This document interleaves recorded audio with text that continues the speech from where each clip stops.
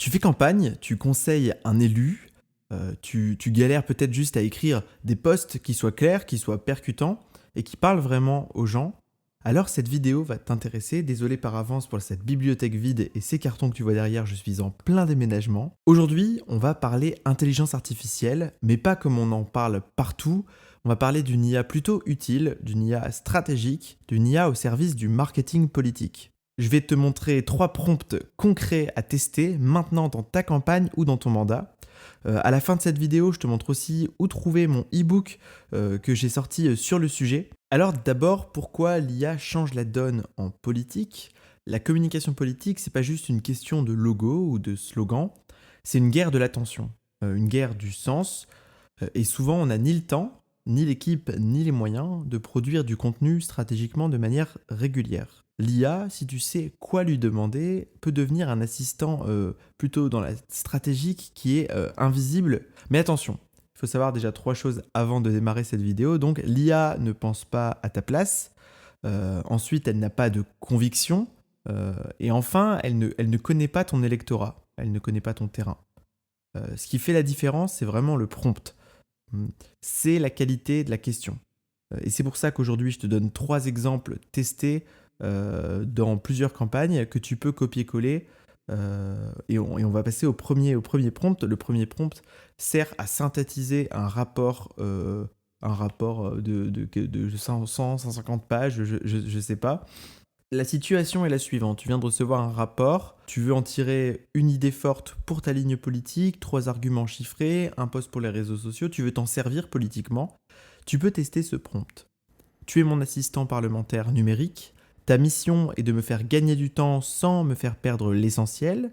Je vais te fournir un rapport long et technique. Je veux que tu m'en extrais une synthèse structurée, claire et directement utilisable en communication politique. Ta synthèse doit répondre à ces objectifs. 1. Comprendre vite. Commence par une vue d'ensemble sur le sujet en 5 lignes maximum. 2. Identifier les points clés. Liste les 3 à 5 idées centrales avec leur portée politique concrète. 3. Donner des munitions. Isole les chiffres, constats et recommandations fortes avec page ou source si possible. 4. Anticiper les usages. Propose une utilisation possible de ce rapport dans une prise de parole politique, en commission, dans un poste, lors d'une réunion locale, et là tu peux préciser. 5. Simplifier le jargon, reformule les notions techniques en langage accessible pour le grand public sans trahir le fond. J'aime pas la notion de grand public, mais là pour parler à l'IA ça va te servir. Ta réponse doit être claire, concise, hiérarchisée, pas de résumé académique, je veux une note opérationnelle et utilisable comme si tu étais mon conseiller en communication politique. Pourquoi ça marche ça? Parce que tu guides l'IA dans sa mission, tu la cadres, tu lui donnes une certaine posture d'abord, puis un objectif et une sortie concrète. Tu passes de j'ai pas le temps de lire ce truc à j'ai un post prêt à publier en à peine 2 minutes. Voici ce que tu peux demander. Donc voilà, tu peux faire le copier-coller directement à partir de la fiche téléchargeable. Et voici ce que tu obtiens. Très bien Gabriel, voici la note opérationnelle directement exploitable en communication politique sur le rapport CPER de la Cour des comptes 2014 selon tes consignes. Donc la synthèse opérationnelle avec d'abord une vue d'ensemble, les CPER, outils de contractualisation entre l'État et les régions, souffrent d'un manque stratégique, d'un manque de stratégie nationale claire, d'une exécution fragmentée, d'un pilotage, etc., etc. Les points clés avec la portée politique, donc tu les vois, absence de stratégie nationale préalable, concurrence des autres politiques publiques, mauvaise préparation des projets, etc., etc. Des munitions chiffrées avec les recommandations, une proposition d'usage politique et la simplification de tout le jargon. Ça, c'est tous les mots que tu dois absolument pas mettre dans ton intervention. Ensuite, un deuxième prompt, cette fois-ci tester des angles avant une prise de parole. La situation est la suivante, tu dois prendre la parole sur un sujet sensible, je sais pas, la mixité à l'école, les impôts locaux, la place de la voiture, la sécurité. Tu veux éviter de créer un bad buzz, mais aussi de ne pas être tiède et un peu plat. Tu veux tester ton message selon les sensibilités politiques. Le prompt à tester est le suivant. Tu es conseiller stratégique en communication politique, expert en psychologie électorale, en perception des publics et en polarisation politique. C'est les mots-clés qui sont importants pour l'aiguiller. Je vais te transmettre un brouillon de message pour un discours, post, prise de parole. Moi, j'ai choisi un discours. Ta mission est de tester sa réception politique comme si tu faisais une série de focus group fictifs. Voici le brouillon. Moi, j'ai choisi un message qui est 50 policiers municipaux supplémentaires d'ici 2 ans.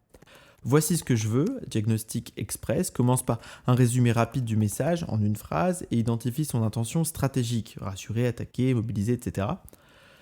La réception différenciée simule la réaction de 4 profils politiques et sociaux distincts, par exemple un électeur de gauche modéré, un électeur de droite classique, un abstentionniste désabusé, ça c'est par rapport à la typologie destin commun, un militant associatif ou un syndicaliste. Pour chacun, ce qu'il retient spontanément du message, ce qui peut heurter, gêner, faire douter, ce qui peut le toucher ou le convaincre. En 3, les risques et opportunités, quels malentendus, accusations ou polémiques sont possibles, quelles portes d'entrée narrative ou émotionnelle peut renforcer ton message. Et en 4, quelques pistes d'ajustement. Propose 2 à 3 variantes du message sur le ton, le vocabulaire, la structure, pour minimiser les rejets sans affadir la position. Donne un conseil de langage pour chaque profil avec les mots à éviter ou à valoriser. Ta réponse doit m'aider à anticiper les objections, muscler la clarté et adapter mon message sans trahir ma ligne. Pourquoi ça c'est puissant ? Parce que tu prends en compte les perceptions. Et surtout, tu peux ajouter ton discours sans changer ton fond, juste en adaptant le ton, les silences, les mots, etc. C'est pas de la manipulation, c'est juste de la stratégie de réception de ton message.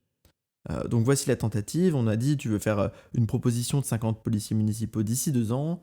Tu es maire, tu veux faire un discours devant les habitants d'un quartier. Voici ce que tu peux demander. Voici le prompt du coup, et voici ce que tu obtiens. Donc parfait, voici cette analyse complète, structurer ton message. Le diagnostic express, le résumé rapide qui est le renforcement des effectifs de police municipale dans un délai qui est précis et qui est encadré, ça c'est très bien.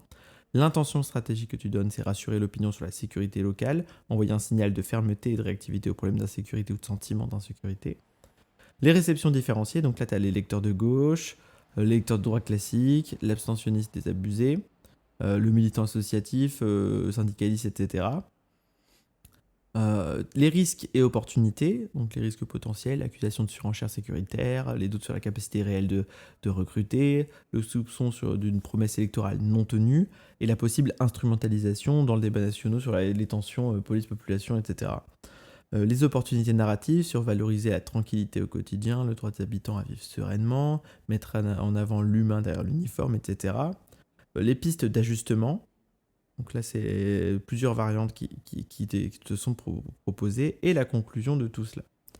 Maintenant, un dernier prompt qui sert cette fois-ci à anticiper les critiques avant qu'elles ne tombent. La situation est la suivante. Tu t'apprêtes à publier une mesure, un slogan ou un extrait de discours, mais tu redoutes un petit peu que l'opposition t'allume, que les médias déforment ton propos ou que l'opinion publique crie à la maladresse. J'ai pour l'instant écrit ça, c'est un petit texte. Dans un monde où chacun peut, du jour au lendemain, basculer dans la précarité, le revenu universel n'est pas un luxe, c'est une sécurité fondamentale. Il garantit à chaque citoyen un socle de stabilité, quelle que soit sa situation de vie. C'est pas une rente, mais un filet de protection, on l'entend souvent cette expression, qui permet à chacun de traverser les moments difficiles sans sombrer. C'est aussi une manière de libérer les énergies, oser changer de métier, entreprendre, étudier, s'occuper d'un proche sans craindre de tout perdre. Plutôt que de multiplier les aides complexes et souvent inaccessibles, le revenu universel simplifie et redonne la dignité à ceux qui en ont besoin. C'est là qu'intervient ce prompt ultra pratique. Voici un message politique, et là tu fais un copier-coller donc de ton message, de ton petit texte pour l'instant rédigé. Peux-tu anticiper 3 critiques ou attaques possibles de l'opposition ? Là tu peux mettre les détails de ton opposition, là on va en prendre plusieurs pour essayer d'adapter, macronistes, des médias ou de l'opinion. Pour chacune, propose une réponse préventive ou une manière de reformuler le message afin de réduire son exposition aux controverses. Voici ce que tu obtiens, donc très bien, voici une analyse anticipée, etc. etc. La critique 1, c'est sur le fait que c'est sur l'efficacité budgétaire. Le revenu universel est une dépense massive, peu ciblée, etc. La réponse ou la reformulation qui permet d'anticiper ça. La critique 2 sur la crainte de déresponsabilisation, avec pareil cette réponse préventive ou cette reformulation. Et la critique 3 sur donc le coût, la priorité face à d'autres urgences, avec des hôpitaux en crise, des écoles en difficulté, etc. Est-ce qu'on peut se permettre une telle dépense ? Et là, la réponse préventive ou la reformulation. Ça marche avec tout. Pourquoi ce prompt est essentiel dans ta communication ? Parce que dans une campagne ou dans l'exercice du pouvoir d'ailleurs, c'est pas ce que tu dis directement qui compte, c'est ce que les autres entendent, et donc ce qui peut se retourner contre toi. Et ça, l'IA peut t'aider. Elle joue ici un petit peu le rôle d'anticipateur, un petit peu de bad buzz, de sparring partner un peu intelligent, et te pousse à reformuler avant qu'il ne soit trop tard. Pas pour lisser ton message, mais un peu pour le rendre plus défendable, plus intelligent, plus robuste. Et maintenant, si ces 3 prompts t'ont parlé, je t'en ai préparé 13 autres dans un e-book.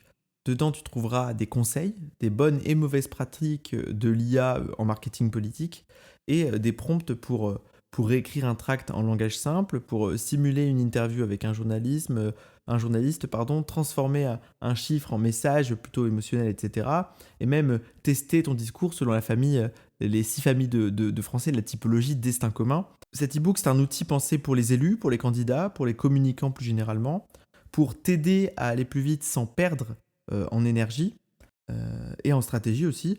Pour conclure, je vais dire ça, l'IA, elle ne remplace pas le courage de dire, mais elle peut t'aider à dire mieux. L'intention doit venir de toi dans tous les cas, c'est ton message politique, c'est personnel, mais tu peux suggérer une meilleure réception grâce à l'IA. Si le e-book t'intéresse, le lien est en description. Et si tu veux aller plus loin, j'ai aussi une formation complète sur le copywriting politique. Donc abonne-toi, partage cette vidéo à un élu qui galère avec ses textes. Et surtout, n'oublie pas que ton message mérite d'être entendu. Donc mets-y du cœur et mets-y de la forme, c'est le plus important. À très vite.